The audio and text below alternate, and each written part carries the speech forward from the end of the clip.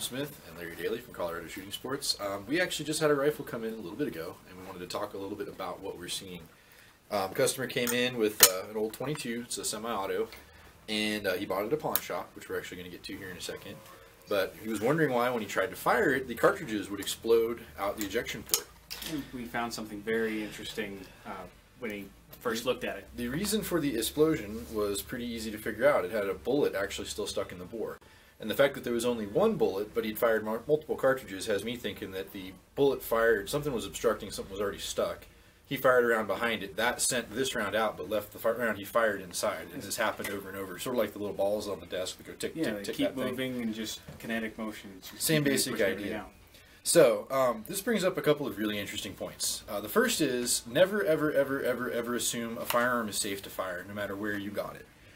We do safety check all our firearms here. Anything that comes in used, I go through and service completely.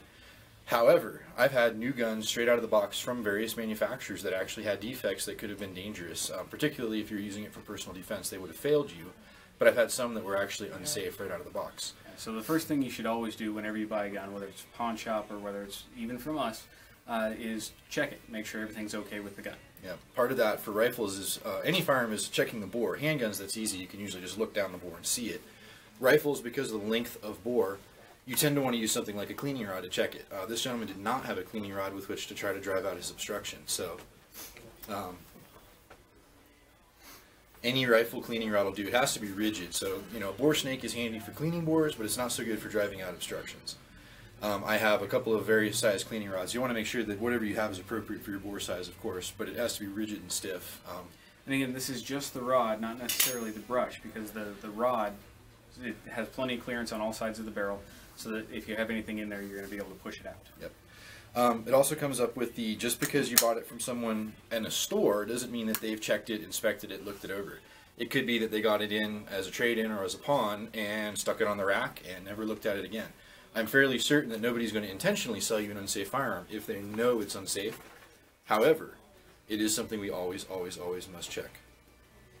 All right, and like with this one here that came in, what you're going to do is just basically run the slide back, and you have to look down the barrel. It's pretty quick. It's pretty easy. It's always something you want to do, and you always want to have this stiff cleaning rod at home in your cleaning kit.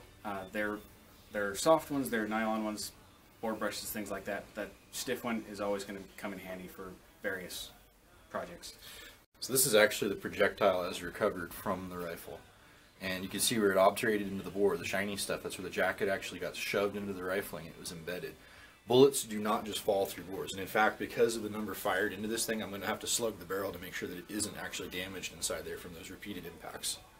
But yeah, they don't just fall through. They actually do. They're driven through. Part of the reason that barrels get hot when you fire a rifle, it's not from the burning powder as much as people think. It's actually the friction of the bullet being rammed through that really tight space. Bullets are actually bigger in diameter than the rifling.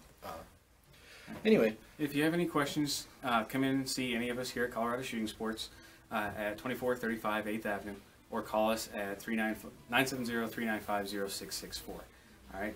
Thank you. Have a good day.